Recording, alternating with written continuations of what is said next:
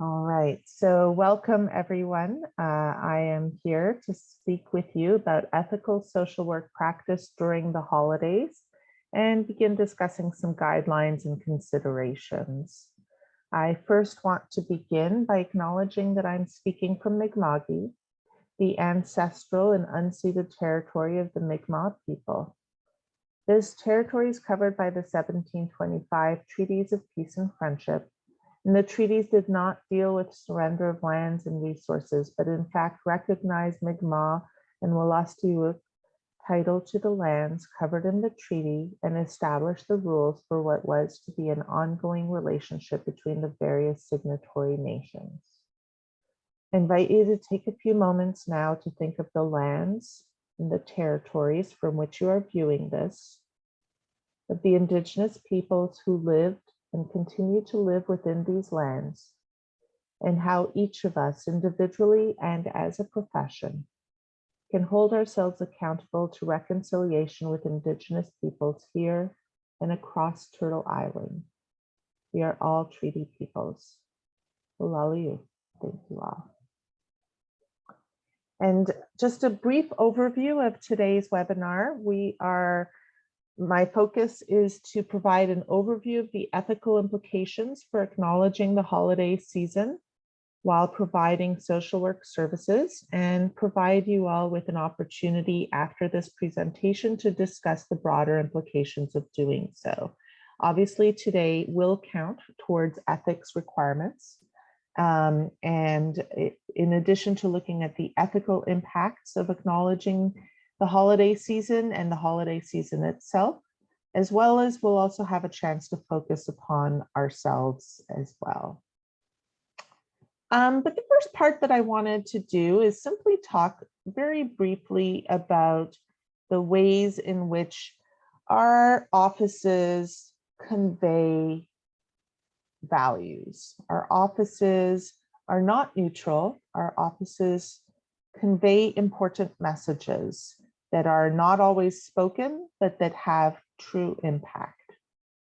So in particular, if we think about, for example, during the December months, we often decorate our offices. And so I want to invite you to take a look at these three sample decorations and think to yourself, what feelings, thoughts, ideas, reflections do they trigger to you?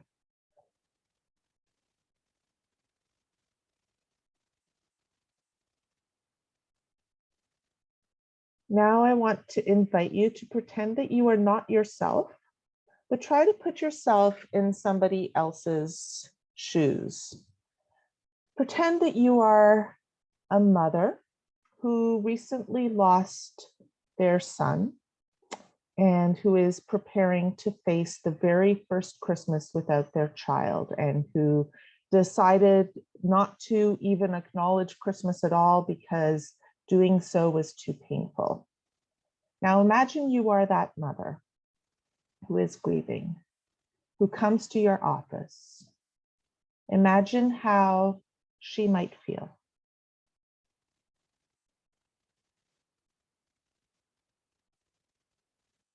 Now I invite you to take a few moments and imagine that you are a Muslim refugee who was fleeing Christian persecution, who is coming to your office, and imagine how they might feel.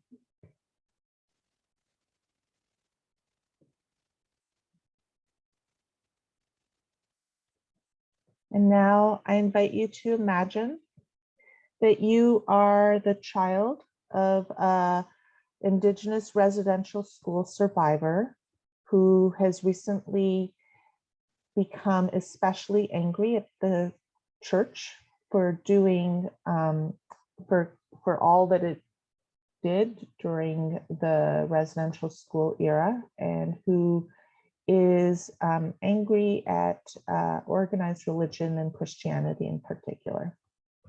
I invite you to think about how they might be feeling.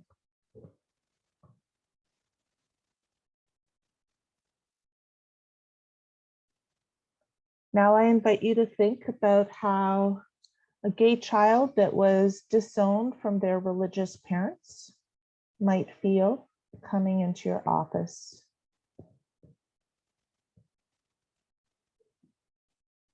Now we could obviously continue this exercise for some time, but it's important to put ourselves in the shoes of those people who are entering our offices. So especially during the holiday season, as it is called, the month of December, where there are in fact many religious traditions that have holidays during the month of December. And there are many religious traditions that have no holidays during the month of December. And there are many people who choose not to connect to a religious tradition. So during the holiday season, there are multiple areas to consider. The social worker's own cultural and religious beliefs, the client's cultural and religious beliefs, the client's personal experiences and feelings about religious symbols and holidays, the role of culture and religion in the therapeutic and social services context, the role of the therapeutic office space or social services building, and the role of communication between the social worker and clients. And for each of these, there are ethical considerations to consider. So when we think about something as seemingly innocuous to many of us, like wishing someone Merry Christmas, it's probably good to think, what is our goal in doing so? What is our intention? And will saying that achieve our goal? And it's also good to reflect upon the purpose of a therapeutic office or clinical setting. How is it designed and decorated to create safe space? How are we a safe person? How do we facilitate services to clients? How do we represent the organizations we serve? What are the barriers to service access? And do we, and does our office remove barriers or add to them? Do we help clients access the resources they need to improve their lives? So when we think about our office area, when we think about the way we present ourselves to our clients, even things like our voicemail message or our email out of office, if we have one setting, it's good to ask ourselves, in what ways do I create safe space? Who are the clients that I serve? Is this office for me or for those I serve? And how will adverse feelings I potentially inadvertently might trigger impact the client's well-being? So those are just some of the questions to think about. We will go deeper into it, but I first want to do just a very quick code of ethics review, since this is counting as one of our ethical hours, to invite us to think about all of the potential principles that might apply. The first value is, of course, respect for the inherent dignity and worth of persons and the person's right to self-determination.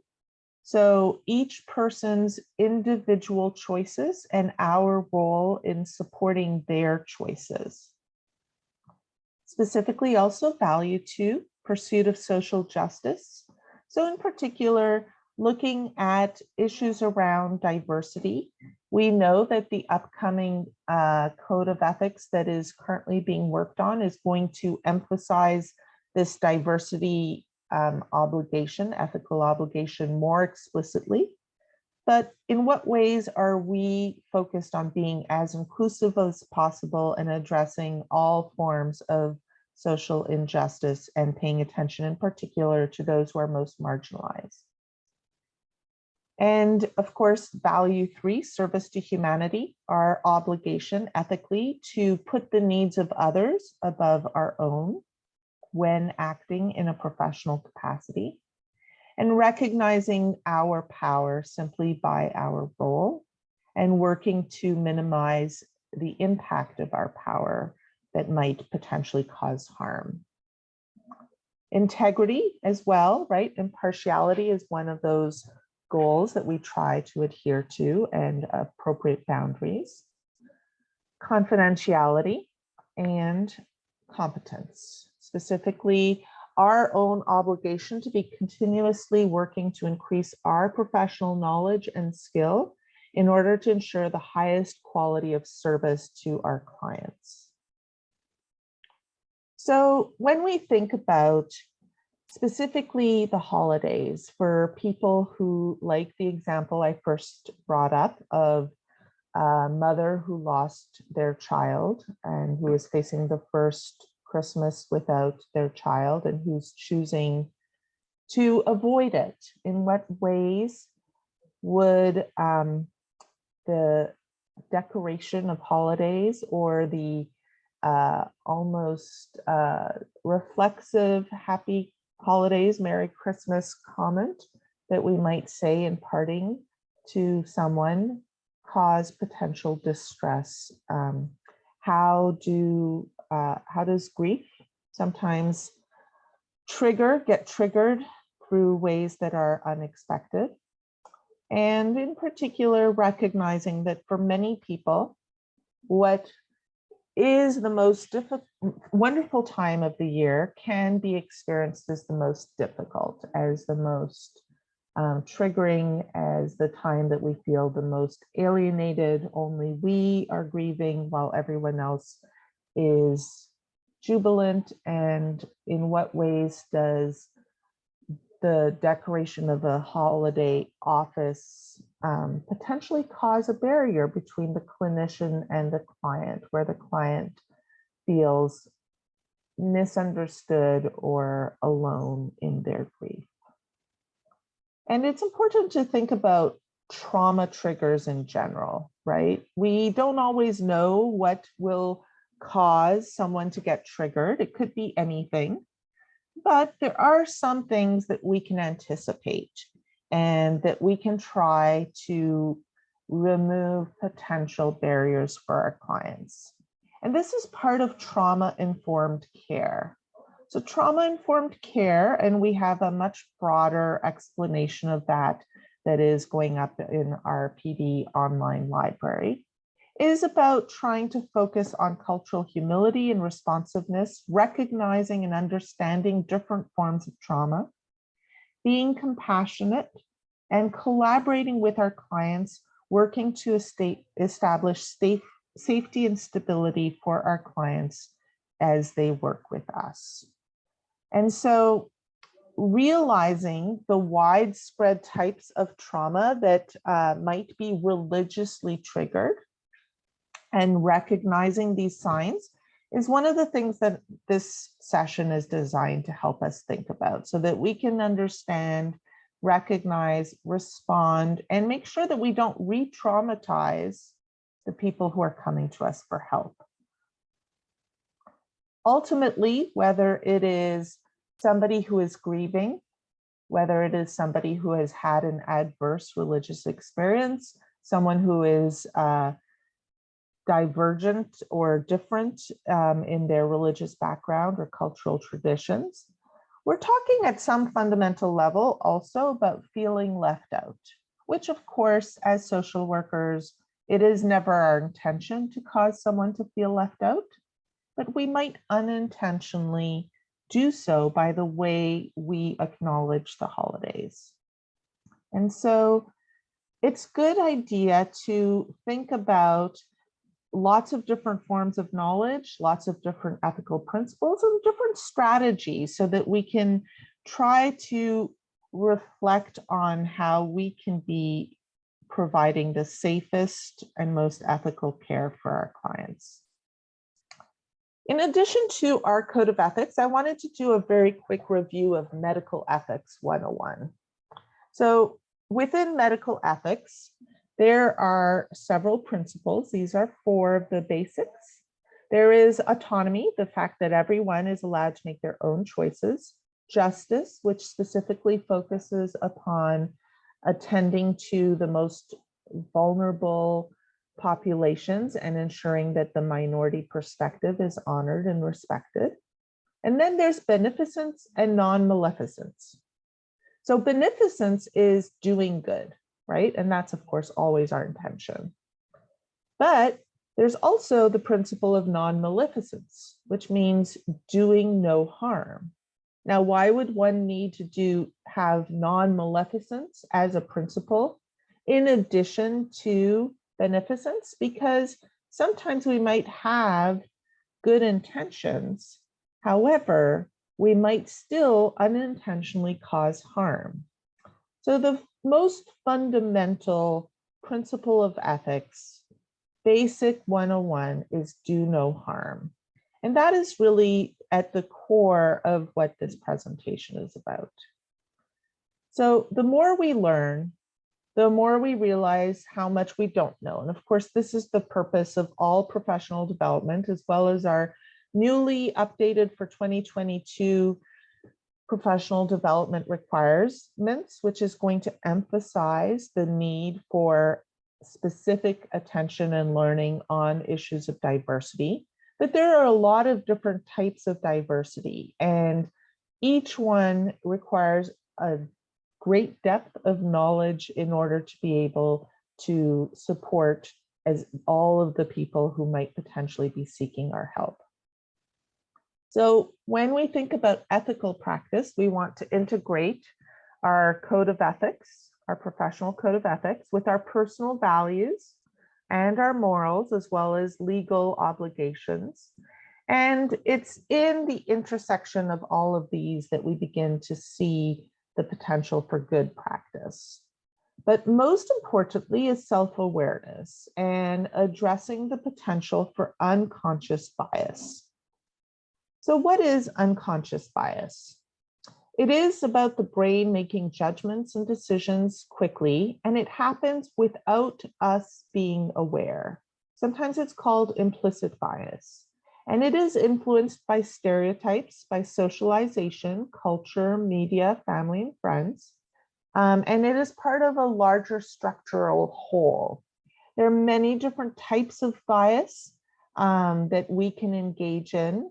And it's probably a good idea, if you're interested, to do some deeper learning around the different types of bias that exist, as well as looking at how we can begin to reduce the impact of unconscious bias.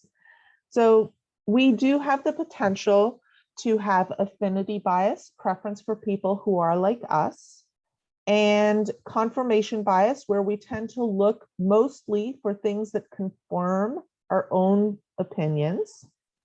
And we tend not to always be aware of our own, right? Because it's unconscious. So we all have the potential of blind spots. And this is where Kimberly Crenshaw developed the concept of intersectionality.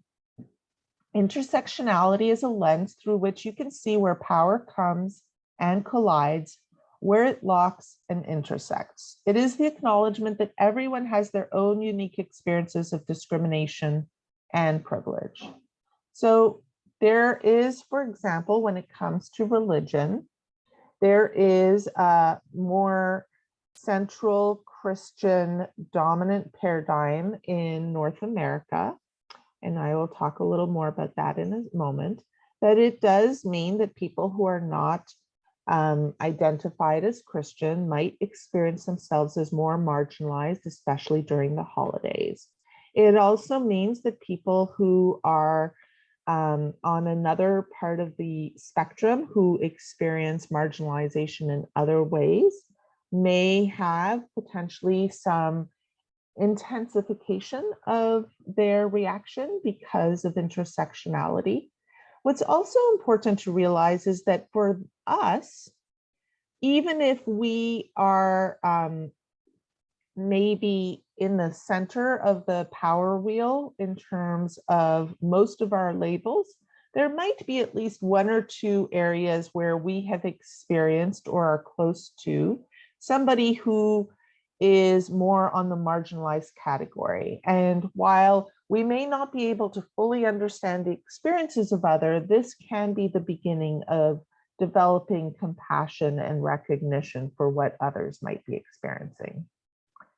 So one step is learning about religious diversity and literacy, and recognizing that there are many, many, many different religious traditions, and each of those have their own ideas of what is sacred and what is not sacred. And there's also many holidays, and recognizing that there are also many people who don't celebrate holidays is the first step towards understanding diversity.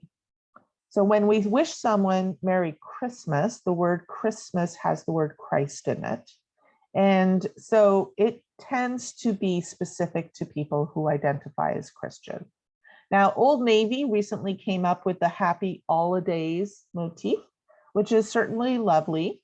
However, it doesn't recognize the fact that there are many people who do not celebrate all holidays. For example, for Jews, Hanukkah is already over, so wishing someone who's Jewish happy holidays at this time would be actually perceived as not fully seeing the person for who they are, because it isn't a holiday for Jews the way it might be for a Christian.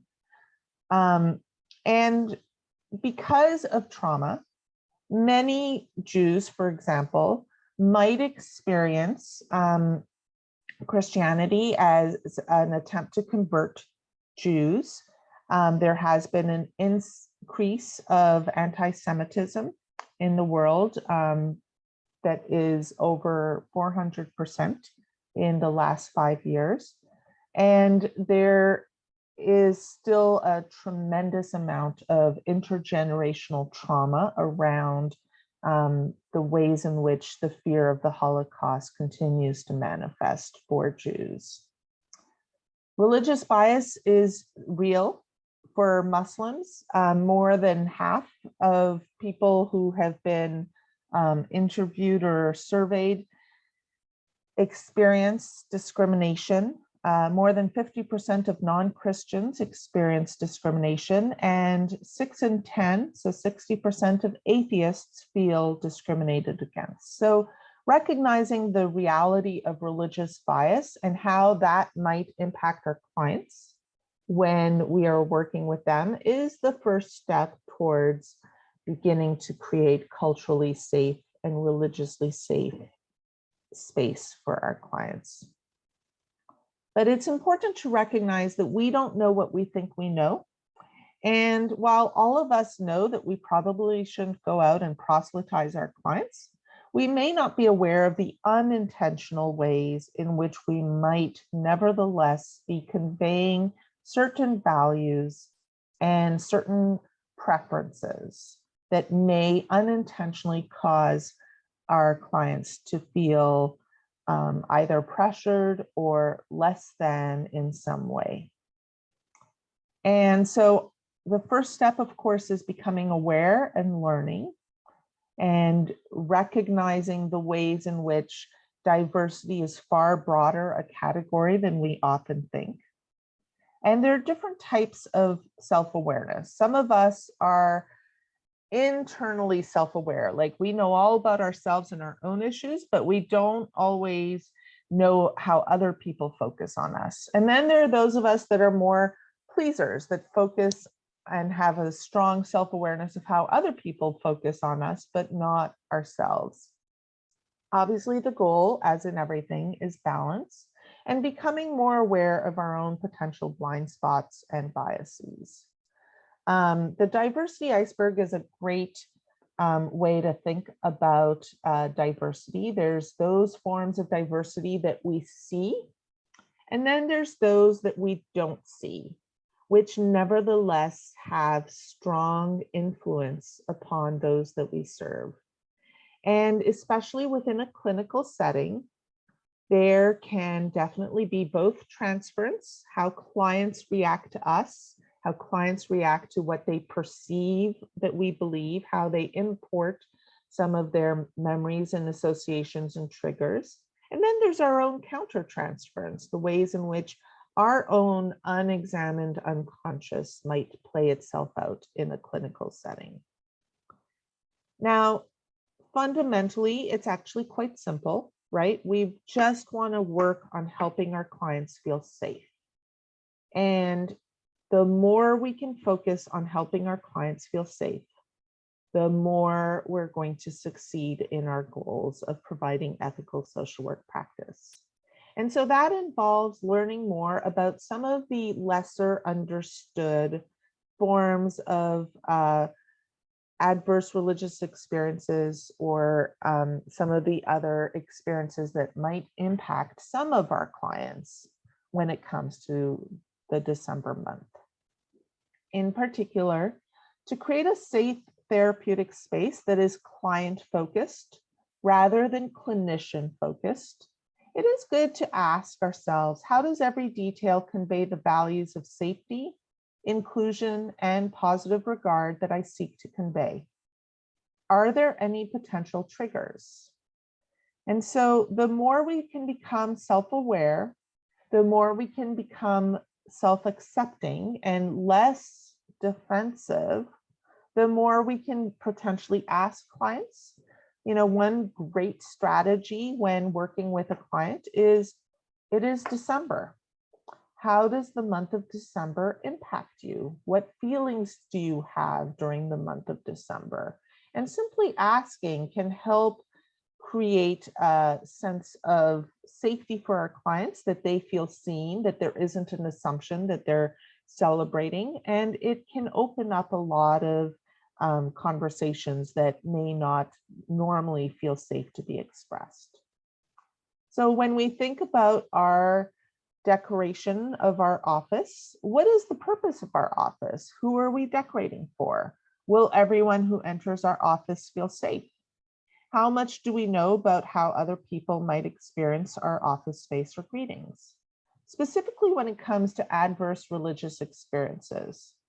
So an adverse religious experience is any experience of a religious belief, practice, or structure that undermines an individual's sense of safety or autonomy, and or negatively impacts one's physical, social, emotional, relational, or psychological well-being. Now, while there's a lot of documented research to the power of religious experiences and spirituality to improve client outcomes, it's important to be very careful, because there are also a lot of adverse religious experiences that can cause a client to have some triggers when religion is mentioned at all. There is a suggestion that there is something called religious trauma syndrome, which speaks to the ways in which sometimes adverse religious experiences can cause family rupture, sense of social network loss, and a lot of trauma. And there's a lot of research that shows the ways in which using a trauma-informed lens can help support our clients. And that's ultimately the most important part, is how can we use a trauma-informed lens, specifically around December. We know that using a trauma-informed lens in general, to be client-focused, to think about ways that trauma might have impacted them, can really help them to find healing and safety. And so there is a lot of research that has been written on this topic as well. And specifically over the last year, a lot more people, even who might not be Indigenous, are experiencing a lot of questions around the ways in which there has been clergy abuse that has made us more aware of the ways in which religion has sometimes been used as a weapon. Not necessarily that's what it's intended, but that has been some people's experience. And so treading lightly when it comes to the potential and being aware is part of ethical practice. There is specific healing that needs to happen, specifically around how residential school survivors can rebuild a sense of healing and wholeness. And that, of course, is a much broader topic. But for the purpose of this session, being aware of this is part of ethical practice, so that we tread carefully The doctrine of discovery, as you may know, and in fact, we have a link to learn more about it on our online professional development library, talks about the principle that Christians had a biblical right to discover and dominate non-Christian lands, and it forms the basis for the founding of both Christianity, of both Canada and the United States, and the ways in which that can cause some potential harm to some individuals. Human trafficking is another example. We talked a little bit about refugees and immigrants, where we know that there may be some conflation between religion and human trafficking in certain contexts that may cause some people to have adverse reactions. And of course, for queer individuals, for the two-spirit, lesbian, gay, bisexual, transgender community, conversion therapy, which we're very glad that Canada has recently banned just last week. But nevertheless, there are the potential for adverse religious experiences to nevertheless be triggered by some holiday decorations. And so it's good to simply be aware. We had during our Great Big Ideas panel, someone who spoke specifically about the ways in which conversion therapy isn't always blatant, but it can be subtle and it can be unconscious pressures and expectations. So working to address how implicit bias impacts the work that we do is part of what it takes to create safe space for our clients. Now, we cannot always do everything, and we may have unintentionally caused harm. So of course, within all therapy, there's the concept of grist for the mill, which is to say, if we have, for example, some religious decorations, that can be an opportunity to acknowledge, I noticed, I'm wondering how it feels for you that there's a Christmas tree outside of the office. How does that feel for you? At least that creates safe space that the client feels seen and heard, and there isn't an assumption, and that might help them feel safe to begin to open up. And that's part of trauma-informed care, is recognizing the potential for bias, creating a safe environment, building relationships and connections, and supporting emotional regulation. So recognizing what we don't know is the first step to beginning to think about how we might unintentionally make people feel. And this is part of what is sometimes called cultural competence, although there's increasing debate that the word cultural competence is actually a misnomer, that we can never fully know or understand how other people feel. And so we should always just ethically be seeking out the perspectives of first voice individuals, to hear from them, learn from them, so that we can become more sensitive and create more safety in our practice. But that's part of the competence that we are working to promote, which is to say, to be constantly learning and recognizing how much we don't know.